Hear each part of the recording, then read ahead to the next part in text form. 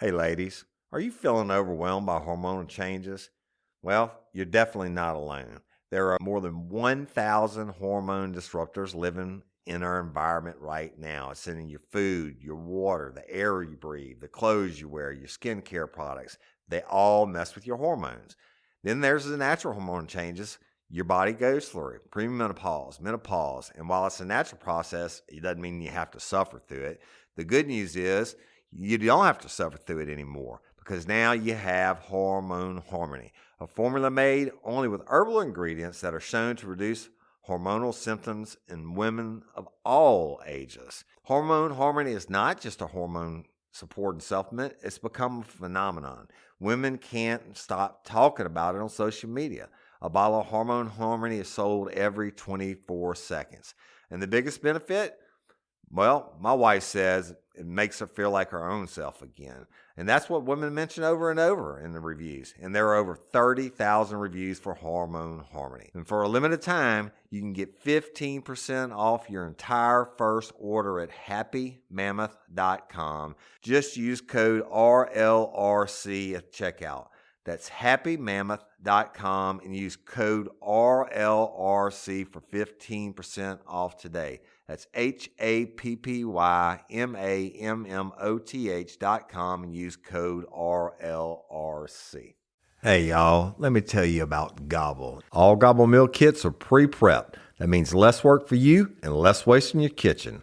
Their meal kits include everything you need so you can save time at the store or just skip that trip entirely. I got the box in and I had 3 different meals. I had a Kung Pao chicken, crispy fish tacos, and a beef bourguignon, however you say it. But let me tell you about the classic beef bourguignon. Look, it came with beef pot roast and a beef broth concentrate, red wine demi-glace, cremini mushrooms, cipollone onions, mashed potatoes, baby carrots, and rosemary thyme butter. It was so easy to make. Literally like 15 minutes it took Cindy. And let me tell you something, and all the dishes were fire, but this thing was like a taste explosion in my mouth. It's just unreal. We've got to spend more time together and more time doing the things we love because everything came in this one single box right to my door. So see what a difference Gobble will make for your household. Right now, they're offering my listeners a fantastic limited time deal. You get $120 off across 4 boxes plus free shipping and free cookies. And let me tell you, those cookies, I ate one that was sin baked and it was delicious. Go to gobble.com/real life. That's GOBBLE.com/real life for $120 off your first 4 boxes. This offer is not available on the home site, so don't miss out. This is genius. It's taste explosions in your mouth like you never had. An active member of the U.S. Army is identified as a suspect in the Wonderland Festival mass shootings. An Ohio woman poses as a CPS worker to lure a young boy to her home, and a 76-year-old woman from Ecuador comes back to life during her wake. These stories and more coming at you today on Real Life Real Crime Daily. I'm Jim Chapman. And I'm Woody Overton. And I'm Kelly Jennings. What? KJ. KJ in the house. KJ's here. Woody Overton. We are missing the Ago, right? Missing? I don't know if the word missing would be something that crosses my head. Quick. And I didn't think I was going to do this. He's probably not going to answer. Let's just try to hit him up real quick. Hopefully he does not answer. He probably won't answer. He's got FOMO. Mike, you have FOMO, and I'm wearing your Buttafuoco shirt. We'll get his voicemail. We'll leave him a voicemail. We've got an actual professional in here today. And so, yeah. Is not available. At the tone, please record your message. When you've finished recording, you may hang up or press 1 for more options. You are AWOL, absent without leave. Bastard. But I don't mind taking your spot. Bye, Mike. Peace. All right, let's roll. Roll with. Right. Hey, KJ, y'all. Yeah, the first of all, famous thank you. Yes. Kelly Jennings, the host of Unspeakable, the podcast, who has our first live ever coming up. I do. And give us the date. 28th of July. July. Right? And y'all stay tuned. We'll be promoting that as it gets closer. KJ always fills in for us. And some of the fans out there posted, KJ, the other day, that you should be the permanent host. And, Oh, my. And right? So, anyway. Well, thank y'all. She's Rather than Mike. She's loved. Unspeakable, the podcast. Go listen to it. It's tough. KJ, she tells it like it is. And if you like the original Real Life Real Crime, you're going to love Unspeakable. All right, we're getting into some crime for this Friday. And y'all, I'll tell you what, we report a lot of, disturbing stuff on this show sometimes. And we see a lot of crime go on in this country. This is probably the worst crime I've ever seen. It absolutely disgusts me every time I read this in the news or see it on the internet, but we have to report it, unfortunately. And an East Feliciana Parish grand jury has indicted the parents of a woman who prosecutors say died in human waste and maggots after sitting fused to a couch for years. And this sounds like it can't even be real, y'all. It's real. Clay and Sheila Fletcher were originally arrested and indicted on second-degree murder charges in May of 2022 in the death of their 36-year-old homebound daughter, Lacey Fletcher. But a technicality affected the charges last month after their attorneys raised questions about defective language in the affidavit. Prosecutors presented their case before grand jurors Monday, and the panel handed down new indictments on the same murder charges. This, according to 20th Judicial Court District Attorney Sam DeQuilla. Sam DeQuilla, lifelong friend of mine. And the chief prosecutor said the defendants were rearrested on charges and bonded out of jail. He's quoted as saying, "We will ensure that there's justice for Lacey and the public knows that the caregivers will be charged for neglecting or abusing a person in their care." Now, for those of you that are not familiar, Lacey Fletcher was found dead in her family's Slaughter home, that's Slaughter, Louisiana, on January 3rd of 2022. She was sunken into a waste-filled crater in her family's living room couch where she anchored herself. She was covered in maggots and sores, had several ulcers on her underside, and fecal matter was crushed into her face, chest, and abdomen. This is just awful. The Fletchers have maintained their innocence, saying their daughter was of sound mind but refused to leave the living room. How much bullshit is that? Once you're fused to a couch, how much free will do you have to get up? And I have direct personal knowledge on this case, and I'm definitely going to be doing a full episode on original Real Life Real Crime, but I'm going to wait till after it's adjudicated. They said they brought her meals and set up a potty, but Lacey was afraid to leave the couch. Authorities say the woman was diagnosed with social anxiety and had a history of severe Asperger's, a lifelong condition known to leave patients with maladjusted social skills. Charges were admitted after the Fletcher's attorney told District Attorney DeQuilla's office about the incident and served the defendants indictment papers that had 6 differences from the ones that were filed with the official record of the clerk of court. Among the tweaks was language from state laws on cruelty of the infirmed, which was not an inclusive charge to second-degree murder. DeQuilla said he intended to remove the verbiage from the new indictment. So basically, some people were very upset here in Louisiana that these charges were dropped, for lack of a better term, but it was only on a technicality, and they reissued the indictment. Thank God. Horrible case, wouldn't y'all say? So the judge in the case is Bessie Jones, is actually my parents' personal attorney also, and the other judge for that district, and it covers East and West Feliciana, is my aunt, my godmother, Sydney Walker. But people were very upset when the charges got dismissed because of the bad wording, et cetera. But Judge Jones was doing her job. Now, Sam, this is not any DA in the in the United States doesn't handle a case like this every day, but you can be assured that the District Attorney Sam D'Aquila is coming back, and he's coming back correctly. And this case is an absolute monstrous case. And like I said, I have a lot more details we won't share at this point in time, but it's one of the worst I've ever heard and seen. And I would not be surprised that they don't bring in Hugo Holland, a special prosecutor, on this case. Well, and something that's, I would say, to consider too, it's kind of like if you think about the Casey Anthony case, in respect that they charged her with first-degree murder, but whenever they got into the case, the reason that she walked on it is because there was a discrepancy on how did she die, and they were missing a few things. If she would have been charged with second-degree murder, I believe that she would have been locked up in the beginning and end, totality. So for them to drop the charges, I understand why people would be upset, but you want to get it right. Because then you're hammered into what you're... Right, and before the trial began, and it was supposed to begin like in the last week or two. But before it began, it's the correct thing to do is to come correctly, because you don't want to get an overturned on appeal. And the appellate attorneys are definitely going to be involved in this case. Well, we'll keep you posted on this one. So look, y'all, you know I'm a veteran.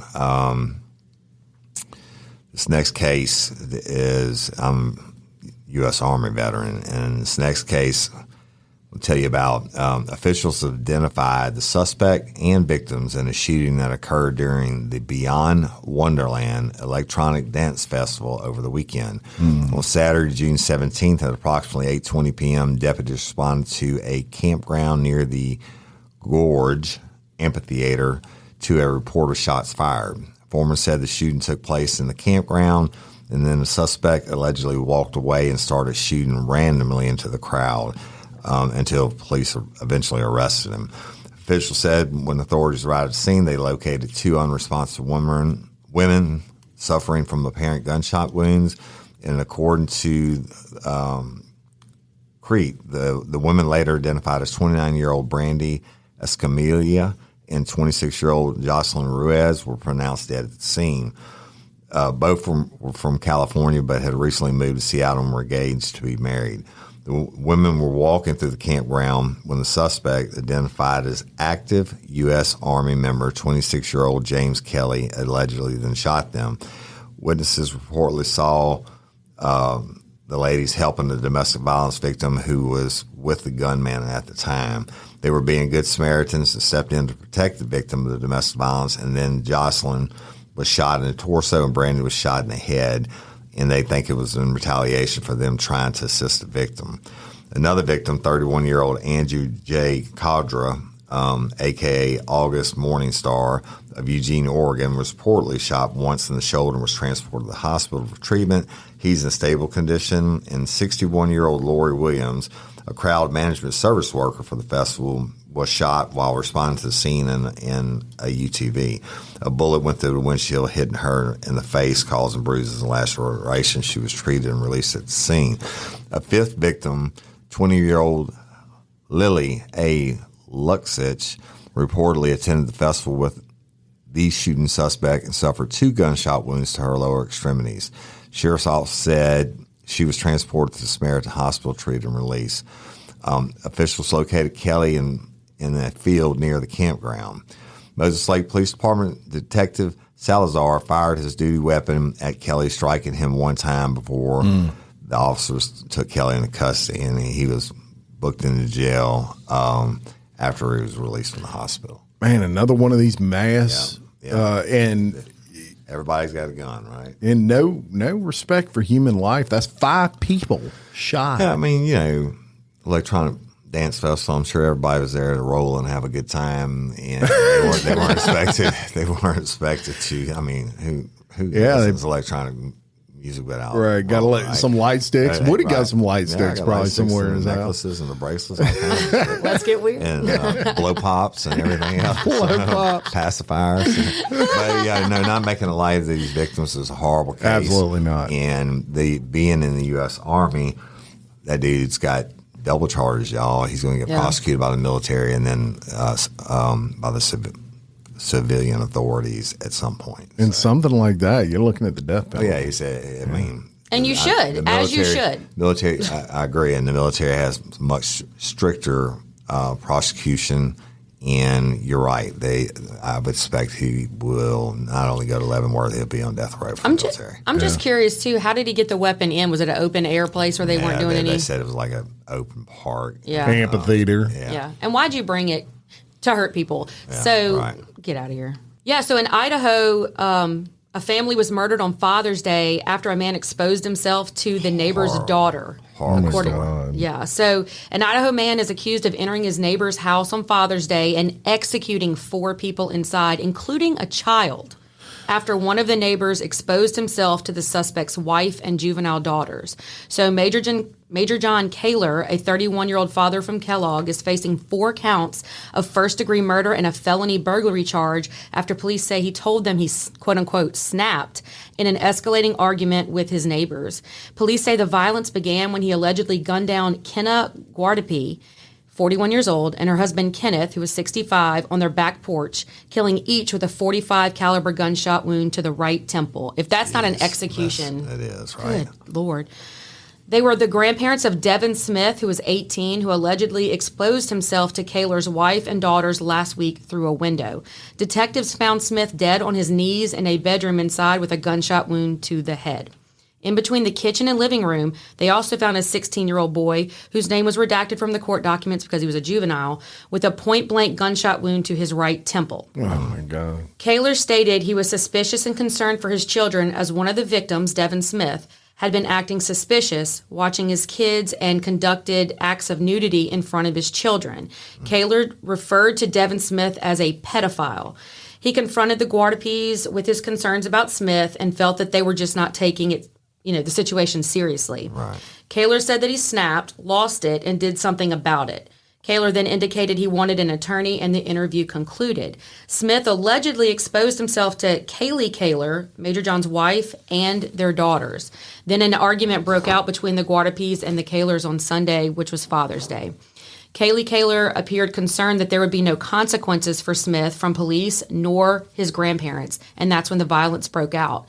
So she and her husband allegedly discussed what to do and shared an image of Gary Plauché. If you're familiar with him, he gunned down the suspect that was accused of kidnapping and raping his... I saw that. Yeah, his child. And we know him, and he's the son is a lifer. Right, and Jody. A fan of yours, and Jody's a great guy. That happened in 1984. Right. So that's in the Baton Rouge airport. The father was hiding on the payphone when they were bringing him in.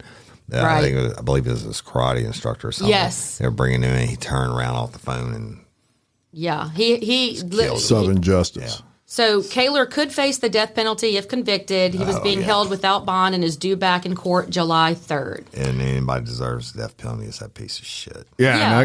And I got some thoughts on this. And first of all, for those of you out there that are interested in learning more about that Plauché case, Kelly's got On Unspeakable. Unspeakable, the actual next Jody Plauché is coming on the show, isn't he? Absolutely, he is, and I'm going to tell that story, and it is a legend in South Louisiana. However, that was something that was kind of a first-time thing that had ever happened, and it kind of took everybody surprised, and you kind of felt empathy for the dad in that situation because he just was so overwhelmed by what had happened to his son being raped. Right. There's a difference here. You went and executed innocent people that they're sitting on their back porch. You're 65 years old. What are you doing? Let the law let the it's and of course it's easy for us to sit back. It wasn't our kids this was occurring with, but honestly, the best way to handle that situation would have been let the police handle it, and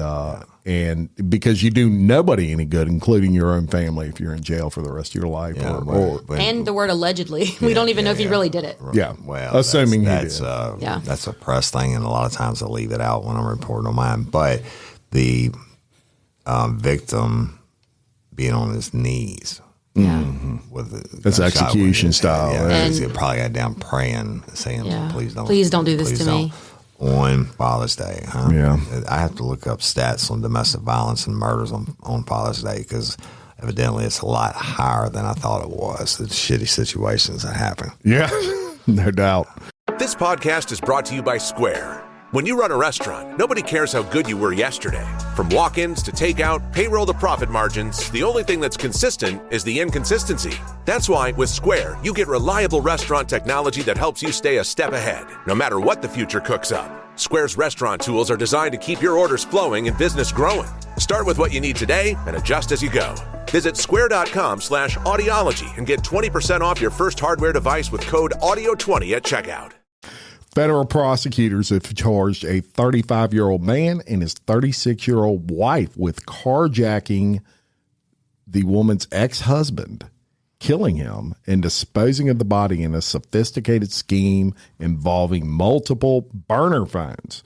Nicholas Ursini and Jamie Ursini were arrested on charges of carjacking resulting in the death and conspiracy in connection with the 2020 death of Stephen Kraft. Wow. The Ursinis took the first step in their plan on or about April 26 of 2020 when they went to Home Depot and other stores to buy supplies for a scheme to murder Stephen Kraft, take his car, including a large tarp, a Tyvek suit, and duct tape. Nice. So this is becoming a theme with these people buying this stuff, and one of the ways they're getting caught is everything's on camera. I know, it's like criminal 101. What are you doing? Yeah. At least separate At least out. The one case I had. Order from Amazon. I went to like 5 different hardware stores and bought one piece of each one. I mean, but they still had him on tape. Yeah, they went and murdered his parents and came back to Louisiana. That's it. So the same day, they allegedly drove from their home in New York to Newborough, New York, in order to determine how to dispose of Stephen Kraft's car, which the U.S. Attorney's Office, they refer to that as a dry run. In addition, they purchased several burner phones as a way of communicating with each other. So they had a little premeditation there on that. I thought my parents' divorce was bad. It could always get worse. It happens every day when we're reporting on it. Kraft and Orsini have children together, and he had custody on Tuesday evenings and every other weekend. On April 28th of 2020, he picked up his daughters from Orsini's home and took them to a nearby Sonic. Orsini allegedly followed Kraft to the Sonic and activated her burner phone. He dropped them off at 7 p.m. and disappeared. Around the same time, a co-worker texted Orsini asking where he was, and Nicholas said Jamie's car broke down and he was waiting on AAA to pick him up.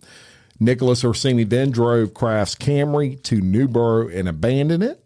He then reportedly walked to a gas station, called a cab to drive him back to his home in Beacon. So they had this all planned out. Mm-hmm. On May 2nd, a man matching Orsini's description went into Home Depot and purchased galvanized steel trash cans, an axe, a steel rod, angle grinder, odorless charcoal lighter fluid, a lighter, and other items. The next day, he bought a large amount of firewood.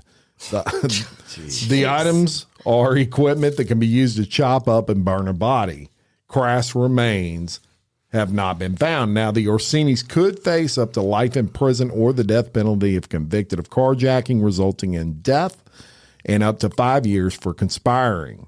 U.S. Attorney Damon Williams says their alleged scheme was sophisticated, involving burner phones, dumping Kraft's car, and ultimately disposing of Kraft's body. So the issue here more than anything is there's no insanity defense on this one because they premeditated the hell out of it, right? Right, and did it. And I can't understand that either, because the best way to love your children is, and I know divorces can get messy and I know custody is messy, but the best way to love your children is to be a good parent and to do the best you can to co-parent. Right. You know, why divorce is so expensive because they're worth it, but these people didn't get that message. Right. And then emotion plays into that too, with the fact that usually in a divorce, it's not typically mutual. Yeah. So one person is feeling really scorned and taking it to a level like that. I mean, that's way overboard. Yeah, and this would be the point where Ago would say something like, "Oh, and we need a feel good story." Well, unfortunately, people, this is real life, real crime daily, and I'm not going to improve the situation with this story.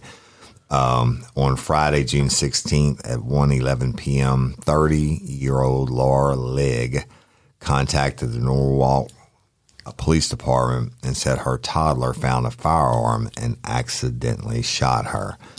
Now, it gets worse. Norwalk Police reportedly kicked in the door to the Legg home to enter and found her in a room with her son. She was still conscious when police arrived. Medics transported Legg to the hospital and delivered her child via emergency C-section, but the baby did not survive. Legg, who was 33 weeks pregnant, also died.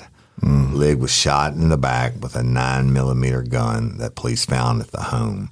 And Police Chief David Smith said Legg did not know her son was in the room with her when she was shot and that the gun is usually hidden. The boy's in his father's custody. Wow, that's horrible. Right? Lock your guns up, people. There's no winning there either because that little boy has no clue. Absolutely. And well, I mean, unborn baby never gets to live. The family, sounds like they're living an American dream.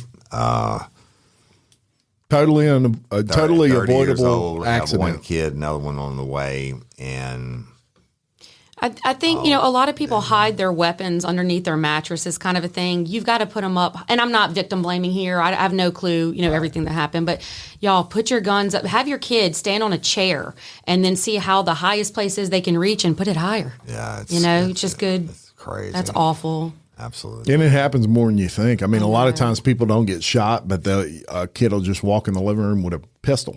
And it's like, oh my gosh, they went in my nightstand, and it's a 4-year-old kid that thinks it's a fake cap gun or something. And people have never dealt with it or heard about these type things. They just don't get it, right? Right. And it happens all the time. Awful. Well, I don't think I'm going to even improve it anymore with this one. Lay it out. Life real crime. Yeah. That's it. Okay, this one makes me angry as a mother. All right. So, an Ohio woman allegedly posed as a CPS agent and tried to lure a boy to her home. So Child Protective Services. Child Protective Services, yeah. I think Yeah. they call the same thing. Yeah. All right. So, a 44-year-old woman is in custody after allegedly impersonating a Child Protective Services worker and trying to lure a 4-year-old boy to her home. Lisa Nacrelli knocked on the door of the victim's home and claimed she worked for Child Protective Services. Nacrelli, who was wearing a badge, don't forget that, Right. allegedly asked to enter the victim's home to perform an inspection because someone had filed a complaint against them. The child's mother said Nacrelli even knew all of her children's names. Nacrelli, however, did not leave her contact information with the parents. The parents felt something was off and reportedly reviewed surveillance footage and saw that Nacrelli touched their son, put her arm around him, and then stroked his hair before she spoke with him. Now, kudos to this family, because the family then did some research and learned that Nacrelli was not, in fact, a Child Protective Services worker. Right. Nacrelli said she had been drinking since earlier that day. In a handwritten statement, Nacrelli reportedly said, quote, "I walked to Kroger to get some beer." Jeez. Right? On the walk home, I saw a young child that I felt wasn't being supervised, so in an attempt to scare the parent, I pretended to be from CPS. Oh. Yeah. She's being a Karen. Right. Well, that's interesting because if it was off the cuff and you just found the boy, why do you have a badge on you that's fake? Great Get out of question. here. Get out of here. Lie. Nacrelli, who lives near the minor victim and his parents, allegedly asked the boy to come with her to her home 3 different times before he rushed to alert his parents. Nacrelli was arrested and booked into jail on a charge of criminal child enticement. On June 20th, police filed additional charges of burglary and impersonating an officer. Nacrelli remains held on $10,000 bond. That's crazy. That's scary. And She had a plan. I mean, she knew all the family members' names and everything else. She had a plan for a long time. it, you don't hear about it a lot of times with females trying to take kids. What was she going to do? But they do it. Yeah, you were going to raise them as your own? Like what? Raise them as your own, sell them, or sexually abuse them. I don't know. Well, and another thing too, guys, be critical of people who knock on your front door. That is your home. That is your home. My dogs let me know when somebody's pulling up, right? Yeah. Hey, my Winnie dog's a gangster. Toby, he will let you know. Mine as well. 8 pounds of fury. Right. 8 pounds of fury coming at you. Yes. Yeah, it's really a rare thing to see those females, compared to what you hear about males. But don't let your guard down just because it's a lady coming to your door saying Evil something. exists in all forms. That's right. And it's always okay to call 911 and ask before you let someone in your home. 100%. So we're going to lighten it up a little bit here since we've given you so many of these, harder stories. And I'm going to tell you about a 76-year-old woman who knocked on a coffin at her own wake after being officially declared dead. I don't know how light that is. That shit scares the shit out of me. I would die right there. Take her out and put me in the coffin. I'm She done. ended up being alive, and that's the positive lining on that, right? Oh my God. A 76-year-old Ecuadorian woman who woke up during her own wake earlier this month has now officially been declared dead. Bella Montoya, a retired nurse from Ecuador, passed away on Friday evening. Her passing came 7 days after she was first declared dead, but subsequently woke up during her own wake and surprised her grieving relatives. I bet she did. All right. Bella had initially been admitted to the hospital earlier in the month with a possible heart attack. When she did not respond to resuscitation attempts, it was declared she had passed away. The family then held a wake for Bella and were shocked when she started to knock from inside the coffin after spending 5 hours in the casket. I guess they didn't embalm her. Despite, Right? I guess not. I hope not. It's a Walking Dead situation there. Despite remaining under permanent surveillance while in intensive care, Bella passed away from a stroke on Friday, for certain this time. This time, my mother really did die, Bella's son announced. My life will not be the same. The Ecuadorian Health Ministry issued a statement confirming the cause of death, but did not provide any other information. Now, a technical committee has been formed to review hospital death certificate practices, I can imagine, and Bella's sister has filed a formal complaint. Meanwhile, similar incidents have happened recently in the United States, including a case in December of 2020 when an Iowa care facility mistakenly pronounced a 66-year-old female resident dead, transported her to the funeral home before she woke up gasping for air. Then, this past February, an 82-year-old woman was found breathing while lying inside a coffin in New York State's funeral home. She was reportedly pronounced dead by mistake 3 hours earlier at a nursing home. Yeah. So it must be before the embalming process. Thank God they didn't get an autopsy. Yeah, right. Cut into them. Oh my! Could you imagine? God. Now this is, I'll tell you this: the family ought to be really fucking happy that they had her for another 7 days. Yeah. But wasn't holy that- shit, my but mom freaked dead. out. I mean, think about. Hey, y'all, changing my wardrobe from summer to fall, it's never easy.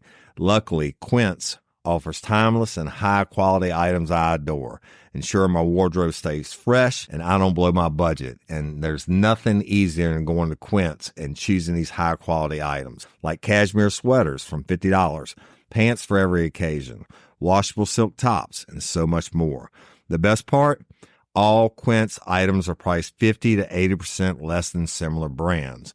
By partnering directly with top factories, Quince cuts out the cost of the middleman and passes the savings on to us. And Quince only works with factories that use safe, ethical, and responsible manufacturing practices and premium fabrics and finishes, and I love that. I got the stainless steel Link Apple Watch band for $59.90. It's heavy duty, it's awesome, and it's like $100 less than I could find anywhere else. And I also got a 100% organic cotton fisherman quarter zip up sweater. The color is alabaster. Man, I can't wait to wear that this fall. And Cindy got the Mongolian cashmere boat neck sweater in heather gray. And I'm telling you, these are classic pieces at a fraction of the price. Make switching seasons a breeze with Quince's high-quality closet essentials.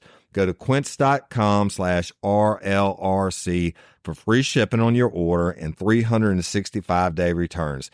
That's QUINCE.com/RLRC to get free shipping and 365-day returns. Quince.com/RLRC. You'll thank me later. Spark something uncommon this holiday with just the right gift from Uncommon Goods.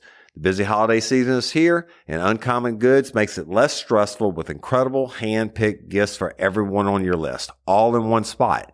Gifts to spark joy, wonder, delight, and that's exactly what I wanted feeling. Hey, y'all, I ordered a super cool piece. It's a candle with a sculpture of LSU's Tiger Stadium on top of it. And each officially licensed laser cut wooden replica features up to 4 layers of detail, creating a bird's eye view of a specific football field, seating section, and more. And every label includes your stadium's name, the team's logo, and school location. And it has a coconut, soy, vegan wax infused with sandalwood smell that creates tailgates and touchdown scent profile, reminiscent of game day. It's invigorating like fresh cut grass and nostalgic like smoke from a pre-game grill, and calming like the crisp autumn air of a new semester on campus. Y'all, I love it. I have it at the base of my TV, and I'm ready to watch the Tigers play on Saturday night, right? Uncommon Goods. Look, when you shop at Uncommon Goods, you're supporting artists and small independent businesses. And many of their handcrafted products are made in small batches. So shop now before they sell out this holiday season. Uncommon Goods looks for products that are high quality, unique, and often handmade or made in the U.S. They have the most meaningful, out of the ordinary gifts anywhere. They even have gifts you can personalize. From holiday hosts and hostess gift to the coolest finds for kids, to hits for everyone from the book lovers to diehard sports fans. Uncommon Goods has something for everyone, not the same old selections you can just find anywhere. And with every purchase you make at Uncommon Goods, they give $1 to a nonprofit partner of your choice. They've donated more than $3 million to date. So to get 15% off your next gift, go to uncommongoods.com/RLRC. That's uncommongoods.com/RLRC for 15% off. Don't miss out on this limited time offer. Uncommon Goods, we're all out of the ordinary. The emotional roller coaster. But wasn't that the point of a wake back in the day, to see if they woke up? Yeah, that's Be true. careful That's what true. you ask And for. that's why they laid them out in the living room. And you had Yeah. to sit around and they sat vigil for however long. Woody, you have my permission if I ever sit up at my funeral just to cap me, because that's scary. Put me down. Let me make sure she's dead. Kelly Yeah. said I could do it. It's on, doubt it's on about record. it. That's a really crazy story. But Woody and Kelly may not be familiar with this, but we have a sponsor named Ferris Forensics. Yes. Ooh. And they are the only place in Louisiana where you can facilitate autopsies, you can embalm, cremate. Yep. Privately They're done. the only ones that do the private autopsies in the state. And you can cremate your pets all under one roof. Yep. They are the bomb.com in Broussard. And think about this. I mean, they actually, if they do the autopsies, they prepare the body and then they ship it to whatever funeral home is going to. So that funeral home just has to deal with the funeral and not that. But out of 64 parishes, I think they have 41 of them that they service. And they are truly professionals. I mean, nobody wants to think about this profession, whether it's your family members or your pet or whatever, but they Ferris Forensics, and they're the bomb. Yeah, and they're locally owned and operated, which we love around here. They provide families and veterinarians alike with private, dignified communal cremation services with an extensive urn and keepsake selections.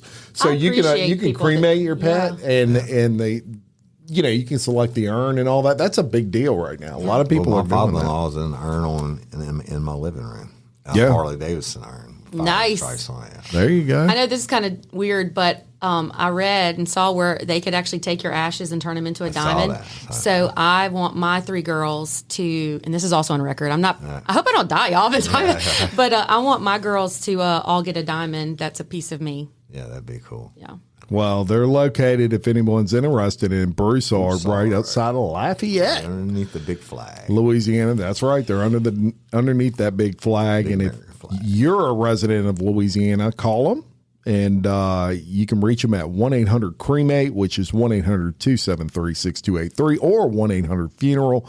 That's 1-800-386-3725. Give them a like and a follow on Facebook. Yeah. They post the latest memorial product offerings and more on that page. That's Ferris Forensics, Louisiana's funeral home and crematory. and Louisiana Pet Crematory of Broussard, Louisiana. Yeah, let them take care of your loved one. With Parish Forensics, you can rest easy. In Cleveland, a woman has been charged with murder after police say she left her 16-month-old child all alone to go on vacation for more than a week. Oh, my God. Right? What? Yes. 20-year-old Christelle Candelario found her daughter, Jalen, unresponsive last Friday morning. Jalen was later pronounced dead at the scene at their home. Jalen was later pronounced dead at the scene, and investigators noted she was extremely dehydrated. Upon further questioning, authorities say Crystal admitted to going to both Puerto Rico and Detroit for a total of 8 days, all while leaving Jalen alone and without care inside the house. Officials also observed Jalen's playpen packed with soiled blankets and a bottom liner saturated with urine and feces. Candelario was arrested 2 days later, and she's got a $1 million bond. General population, that bitch. And I hope someone beats her ass. She's Sorry. got a bad time. I wouldn't treat my animals that way. Puerto Rico and Detroit, 8 days. You signed that baby's death certificate when you shut that door. 20 years old and #murder by you. I remember when I was a brand new mama, and there are people probably come at me for this, okay, but whatever. But I remember I was a brand new mama first time, and I went grocery shopping. And then when I got back to my house, I was in that routine, okay, grab my groceries, and I went and grabbed my groceries, and I put them out. And about 10 minutes later, I went, oh my God, the baby. Yeah. And I ran out to the car. She was fine, y'all. The door was open, and it was cool. The panic of oh my God, what have I done? And you're going to take your sorry, selfish ass and walk out of a house and leave that baby to her detriment? 8 days. To go on vacation. To go on vacation. Yeah, she didn't go to work.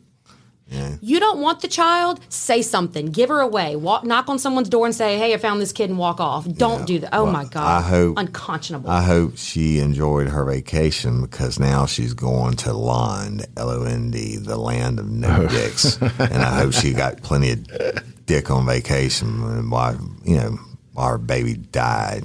What a horrible way to go. And, it goes back to the Fletcher case, the very first opening story. Those parents... That girl was I think 36 years old. Yeah, and they just let her rot in the couch. Yeah. You have to have a driver's license to drive a car. There's no kind, and I'm not saying we live in China or whatever, but there's no kind of restrictions on having a baby. Yeah. Well, and, back to that case, too, real quick. I'm curious if they were getting like a check or something, and that's why they didn't try to find her a facility or something to go to, I have knowledge on all that, No. but I don't want to tip the defense's hand on anything. But this right here, y'all don't care probably, but I went on vacation, and we were gone for 2 weeks, and I have 2 dogs. I set up care for those dogs. I pay daily to have them. It cost me hundreds of dollars. Mm-hmm. This is a human being that depends on you, that you grew. Yep. And carried for 9 months. 9 months. And innocently loves you. And well, I mean, if they can even remember, but they love you because... Just a disturbing case. That's the way it rolls. You want to add...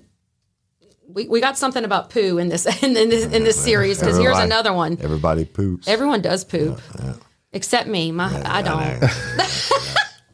All right. A family found an elderly woman sitting in feces after her caretaker took her car on a drunken joyride. Oh, my God. An elderly woman's family found her sitting in feces and urine after she had been left alone for several hours when her caretaker had taken her car and been arrested for DWI. The caretaker, Danielle Price, who was 49 years old, was arrested for DWI last year, but was rearrested this week for additional charges. The East Baton Rouge Parish Sheriff's Office arrested Price for DWI on October 29th, 2022, and her blood alcohol content was 0.3, which is 3 times the legal limit. Right.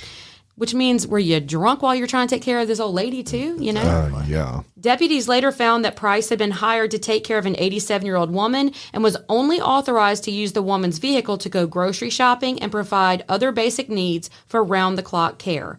The woman's family realized something was wrong when they went to check on her and found that she was sitting unattended in feces and urine. Neighbors told the woman's family that they had noticed the car was not at the residence at 10 a.m. that morning. Price was arrested around 7:30 p.m., meaning the woman was left alone for at least 9 hours. Though Price was arrested for DWI when it was a crash, initially happened, she was again arrested Monday for cruelty to the infirmed and unauthorized use of a motor vehicle. Good for her. One of the most despicable crimes is crimes involving the elderly, in my opinion. Yeah. That's really just disgusting. This is an 87-year-old woman, lived her life, probably was, an absolute stud back in her day. Right. And this is her twilight hours of her life, and someone's going to get drunk, joyride in her car, let her sit in her own shit. It's disgusting. Well, we should always, I think, gauge our society based on how we treat those that can't help themselves, children, the elderly, and animals. And very well put. This is unconscionable again. It's just not. Well, and think about this. Her family members, whoever they were, hired this person because, they're adults now and they have lives and whatever. Right. So they're hiring to help out with mom or grandma, whoever it was. And this lady, that's opportunity for her. And she's going to sit around she's a parasite. And then steal a car and get in a crash and just leave her. Don't get it. Disgusting. Don't get it. You can now take off that belt and move freely around the cabin. Mike's not here to drool all over Tiffany's voice. Right. Tiffany. Yeah, you got to be Mike. I had to tell him to keep his hands out of his pocket. Yeah, you playing pocket pool? I heard the table going. That's right. It is Mile High Crimes, and we're going to talk about a belligerent Texas man who threw a drink at a flight attendant and faces a federal charge. Huff is accused of throwing a drink at a flight attendant, yelling profanities at the crew, and refusing to remain seated during a Southwest flight from Las Vegas to Houston. Officials stated the 45-year-old's actions caused the flight to divert to Dallas Love Field, and he faces 20 years in federal prison if he's convicted. So let's talk about this for a second. Mm-hmm. Essentially, when you die, and I'm not saying any of his actions were good. Okay, he's an asshole, obviously, but 20 years for throwing a drink. Well, wow. Get belligerent on a plane when I'm there. I get it, but I'm thinking that maybe they thought maybe some way it could, I think that statute in their aviation it could have been like lighter fluid or something, whatever, thrown and lighted on. But anything that you endanger all the people's lives on the plane, they got to throw the book at you. The problem for this idiot is it's federal law, not state law. Yeah. In federal law, there's no leeway in sentencing. You're done. And all of us here, all of us in this room, and I'm sure most of the people listening travel. You take flights, and you're already, when you're doing these flights, sometimes you're hustling to get to the plane to begin with. My thought process is, how selfish is that you're going to create this scene, throw this drink where the plane has to be diverted. So everybody on that plane, I'm going to tell you what, if I'm on a plane and I'm on the way home, I'm going to whip your ass on that plane just because now you're going to make me late. You don't even know me, and you done screwed my whole life up with this. Flying scares me because I think it's a control thing. I've tried to figure it out, but it's scary to me. And so I want things to be smoothly in the air. And when you put that kind of distress on me that I think my mind goes 9/11. I'm not even kidding. I think someone's trying to take over a plane. Kelly's putting him in a chokehold like 2 seconds. I'll smile in my mugshot too. You're not taking this plane down, sucker. Yeah. And then I'll be on you like a spider monkey. Right before I started Real Life Real Crime, I actually was doing defense work all over the United States, and this one company was paying me, but they paid for my apartment in Dallas, which was in between Love Field, it was Farmers Branch, close to Love Field, and also close to DFW, where American was based out of, because I flew almost every day. I had that apartment, my family was still home in Maurepas, and even though I had that apartment, I had 160 something nights in Hilton hotels that years. So I was flying every day, waking up in a different hotel every day. And the one time a dude started bucking up on a plane, and I went up, and they were going to delay our takeoff, and he was bucking up on the girls, and I went up and said, dude, you need to sit the fuck down because I got shit to do, right? Yeah. But anyway, they called the cops on me, and I was still late, But, Warning.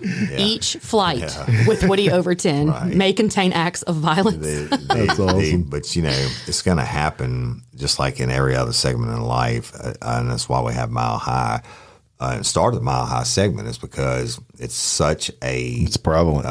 prevalent thing now, and people are just fucking stupid. Yeah, they're stupid. So that's your Mile High crime. You can now take off that belt and move freely around the cabin. Easy, mate. Easy. I know you're listening. Right. Easy. All right. Lay it on me. Uh-oh. It must be time to get kinky, My Woody. shoulders are AJ's in the swaying. AJ's giving Dance. AJ. All right, y'all. Jim Chapman, and you've heard me say it so many times, has told y'all in the past, you're on camera at least how many times a day? Oh, what is it? 50 times, KJ? 100 times? I thought it was on average like 20-something times a day you're on. Yeah, it's a lot. It's a lot. Right? 'Cause between gas pumps and ATMs and malls and wherever the fuck you go. And creepers in the woods. Yeah. And everybody with cell phones, okay? But for this kinky crime, here we go. A Houston man and a New York woman are facing felony charges after authorities say they were recorded. There you go, Jim Chapman. Hey. Having sex in public during a 30-minute ride in a glass enclosed cabin on a Ferris wheel. Yes. 550 feet Love it. above the Las Vegas Strip. Now, look, 30 minutes. I've been on this must have Ferris been a wheel. Stud. Yeah, right. Yeah. Ain't going around and around, right? Dang. 30 minutes worth, y'all. Raising and I'm the like, bar. that's cheaper than getting a room. Let me take you back to my Ferris wheel cabin. Yeah. I mean, Treat you nice. seriously, think about it. I mean, what happens in Vegas stays in Vegas. Well, their problem was there were surveillance cameras in these Right. carts, and on top of that, some good citizen in another cart noticed what was going on, and they shot a video cell phone of them getting it on. Yeah. I mean, and then. All right. Well, I'm just going to throw this out there, ladies and gentlemen. I've been to a fair before, and I've never looked at a Ferris wheel and been like, that's the place. These carnies are going to get the show of a lifetime. Hey, I'm Up at the top when it stops. Swim knows about glass elevators and all kinds of stuff.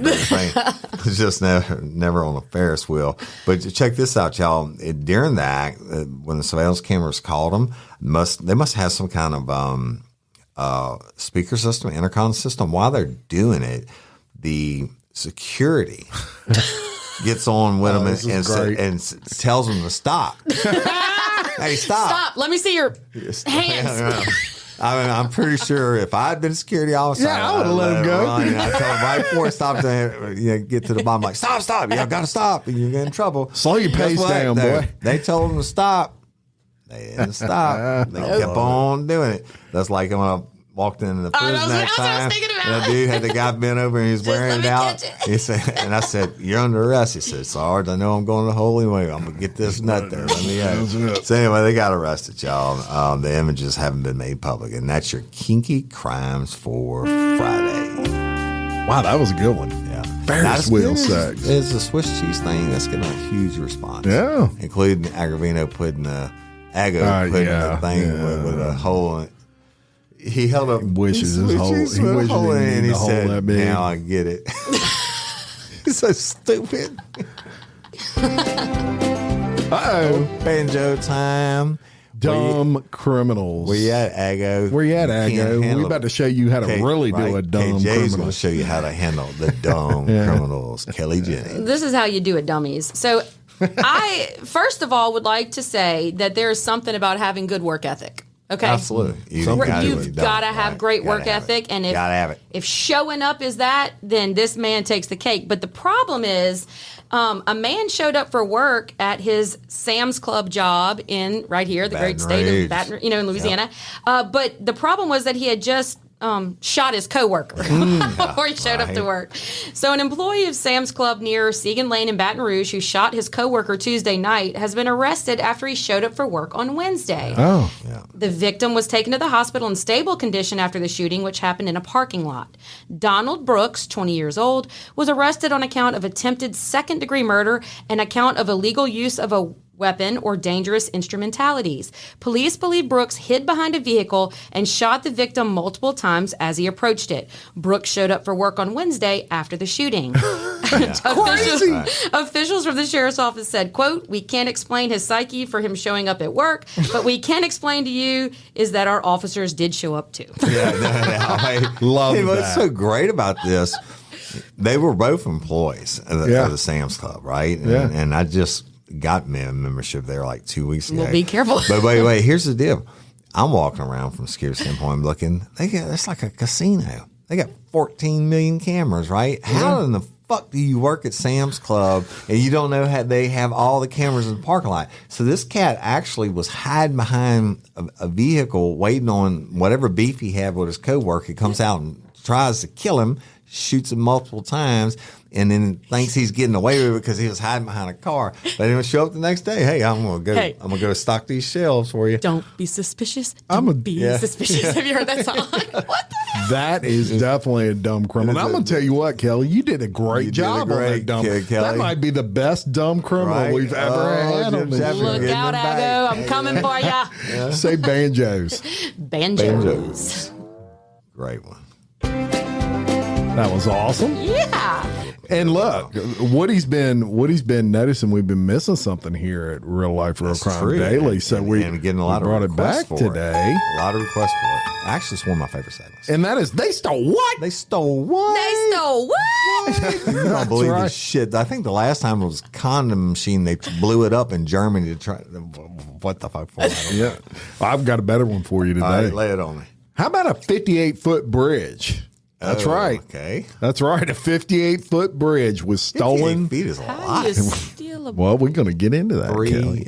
12, 36. That's... Don't do math. I can't really do stop math. that. It's like 60 yards. Or no. I know a football 40 field. I can do a football I'm sorry. I keep messing you up. Go ahead. It was stolen from a field in Ohio, and authorities are, well, they're like you, Woody, scratching their heads. Yeah. The entire bridge was stolen, all 10 feet wide, 58 feet long, and $40,000 of it. The deck boards were taken last month, and at some point since then, the rest of the bridge was dismantled and carted off. So that's how they got it away. Some trailer just got a brand new porch. Yeah. Authorities say whoever stole the bridge was able to disassemble it piece by piece, as the structure is described as being Lego-like.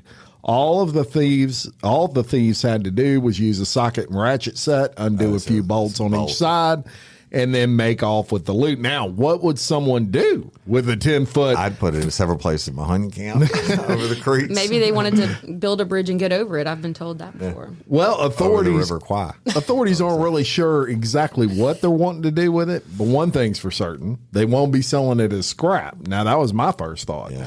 A member of the Ohio Police Department, one of the agencies investigating the crime, say the material used in the construction is some sort of polymer, not aluminum, not steel. So really no value at all as far as scrap metal. Yeah, but I bet they can run a 4-wheeler over it. I'm telling you, there's a hunting camp trailer with That's right. They may not deck on it.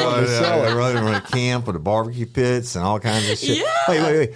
10 feet wide and 58 feet long. Was it in use? What's it made out of? Was it a bridge in use that they disassembled? I think I had read it was like in a park or somewhere. Yeah. Like a state park or something.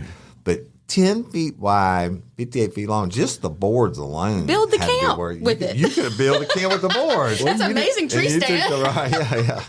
Yeah. Sounds like an inside job. Yeah, there you go. But that's another great example of they stole what? They stole what? They They stole what? What? That's pure love.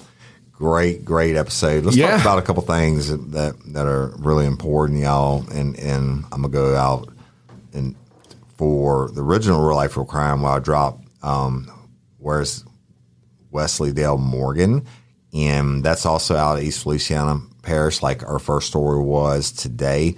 And he's been missing all these years. Y'all go listen to the episode, but I need your help. I need you to continue calling tips. And look, we're blowing this thing wide open, but continue calling your tips. You can never have too many. A lot of them, as in any investigation, a lot of them are just not even close to what it was, but some of them have been right on point. And the tip line is 313-757-2847 or 313-RLRC tip. Now, on the same note, Miss Barbara Blunt's case, I'm going to talk about it for 1 second. If you go back and listen to the episode, you know Miss Barbara has a twin sister named Miss Sarah. Sweetest lady in the world. And she's very religious, very Christian lady. And, her twin sister being gone all these years, I know she was murdered, and somebody knows something. And I'm gonna tell you something. We're working this in conjunction with Sheriff Ard and Livingston Parish Sheriff's Office, and people, we know stuff, but it's the difference between knowing stuff and being able to prove it beyond a reasonable doubt in court. So keep calling in those tips, because you might have that one nugget of information that pushes it where it can make a prosecution can be made. All right. And our prayers go out to both of these families, and the bad guys and girls or both can kiss my ass. And I hope they're sweating it. Oh, yeah. We're coming for you. So you're right. And that's one thing that happens, Kelly, is when they do these episodes, they're like, fuck. I got away with all these years, and now he's throwing the heat back on us. Karma is a bitch. Right, and so are you, whoever did this. Yeah, right. And there's no such thing as a perfect crime. Nope. Somebody knows what happened. Mm-hmm. And the bodies had to get from point A to point B live, like I believe Wesley Dale is, or dead, like I know Miss Barbara is. And so, like all the drugs, drug dealers get busted because they have to move the shit. Right. Yeah. And I hope you're getting your story straight. Call in the tips, and we appreciate that. That's right. And right now, airing on Bloody Angola is part 3 of Becoming the Warden. What a series that was. Check it out if you're so inclined. Yes. And it's amazing. It is amazing. And for Bloody Angola patron members, the 3 of us in this room. Yes. Miss Kelly Jennings, myself, Jane. and Jim Chapman will be recording your episode, and it's going to be a spinoff talking about Warden Burl Cain. That's right, and cat. Giving a unique, perspective that only Woody and Kelly can give you, because they actually worked with Burl Cain. Right. So you'll be hearing that only if you're a patron. Right. So you need to join Patreon to get that episode. Just go to Patreon and search Bloody Angola Podcast, and it'll pop right up. And y'all download the Real Life Real Crime Community app. Bloody Angola posts will be posted in there. Real Life Real Crime Daily, original Real Life Real Crime, and everything Real Life Real Crime without being censored by anybody else. Yesterday last night about 6:30, I go onto my Facebook pages and or to the crew page and trying to answer people. It wouldn't let me answer. It kept giving me some red error thing. At least they didn't put me in jail this time. But I'm trying to be responsive to the fans and to the lifers, and couldn't do it until this morning. So y'all go to the community app that has everything Real Life Real Crime and on steroids. Go to the Real Life Real Crime Daily Facebook page. Like it and follow it. All the posts come out on there also. That's right. And follow us on all our social media and all that good podcaster shit I'm supposed to say. And lastly, thank you, Kelly, for joining us. You were an amazing co-host. Yes, and probably the best I've ever seen. And you covered for me when I was out of town, and I really appreciate that. You covered for Ago when he's out of town. And we like you so much. Would you like to do another episode with us for Monday? I would love to. Well, Very good. So there we stay are. tuned for that. And you notice Woody never said when Jim goes out of town. You know why? Because Jim never don't gets ever away. get a vacation. And guess what? You got 2 more starting college, so get Let about me 4 see you more work, years. work. 4 more years, we're going to throw you a dirt party. You know what a dirt party is? What's that? That's when you get so drunk you roll around in the dirt. Oh, shit. Oh, it's on. when they're all graduated, then Dad's going to get a big old I raise. can't wait. Right. Well, thank you very much for coming on. And Thanks, until KJ. Y'all, hey, wait, real quick. Yep. Unspeakable Podcast. Go Yes. check it out. She's Yeah. doing we're going to link it number-wise. Yeah, in this yeah. in the comments of this episode. She as is well. doing number wise and listener wise and everything. So, like compared to when I started Real Life Real Crime, that she is killing it, Killing and it. growing faster every day. First live's coming up, y'all. You know why? Because it's good. But remember, if you're easily offended, Yeah. I'm not your girl. Yeah, that's right. Yeah, exactly. I promise you, no one listening to this is easily offended. This show. And my highest compliment is people say that you're the female me. Yeah, that's hey, right. I'll take it. I'm proud of that. Right. That's right. So until next time, I'm Jim Chapman And I'm Woody Overton. And I'm Kelly Jennings. with Real Life, Real Crime Daily. Peace. Show business. That was for you, Ago. It can get lonely climbing Mount McKinley, so to entertain myself, I go to ChumbaCasino.com. At Chumba Casino, I can play hundreds of online casino-style games for free, like online slots, bingo, Slingo, and more. Plus, I get a daily login bonus. It's just too bad that up here, I don't have anyone to share my excitement with. Woohoo! Live the Chumba life. Anytime, anywhere. Play for free now at ChumbaCasino.com. VGW Group. No purchase necessary. Void where prohibited by law. See terms and conditions. 18+.